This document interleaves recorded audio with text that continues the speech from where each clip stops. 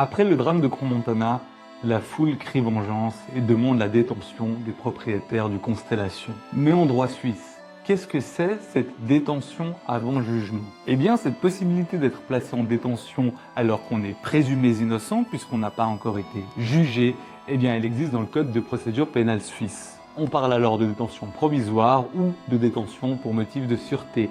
Et cette détention-là, eh bien, elle n'a pas pour but de venger la société après un drame qui se serait produit. Ainsi, d'un point de vue procédural, c'est le tribunal des mesures de contrainte qui la prononce, et cela sur demande du ministère public, donc du procureur. Il est très important de comprendre que cette détention-là, elle ne peut avoir lieu que si les conditions strictes qui la régissent sont remplies.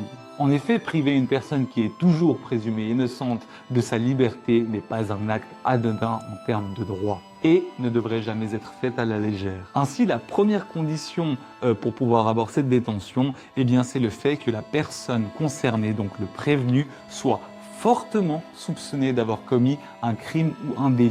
En plus de cette première condition, qui ne se suffit donc pas à elle-même, il faut encore que d'autres conditions soient remplies, et cela alternativement. Soit il faut qu'il existe un risque de fuite du prévenu, cela arrive fréquemment pour les résidents étrangers qui viennent en Suisse commettre par exemple des crimes ou des délits, et si on les libérait, eh bien il y aurait un risque qu'ils partent du pays et que donc ils se soustrayent à la procédure pénale. Ou alors, il faut un risque de collusion, c'est-à-dire qu'il faut qu'il y ait un risque que le prévenu compromette la recherche de la vérité. Cela peut être notamment, par exemple, en influençant des témoins. Ou alors, finalement, il faut qu'il existe un risque que le prévenu compromette de manière imminente et sérieuse et grave la sécurité d'autrui. Et cela en commettant un crime ou un délit grave alors même qu'il avait déjà commis ce type d'acte-là. L'article qui prévoit cette détention provisoire, il a également un alinéa bis pour lequel je ne vais pas discuter plus en avant ici. On aura peut-être l'occasion d'en faire une vidéo. En tout cas,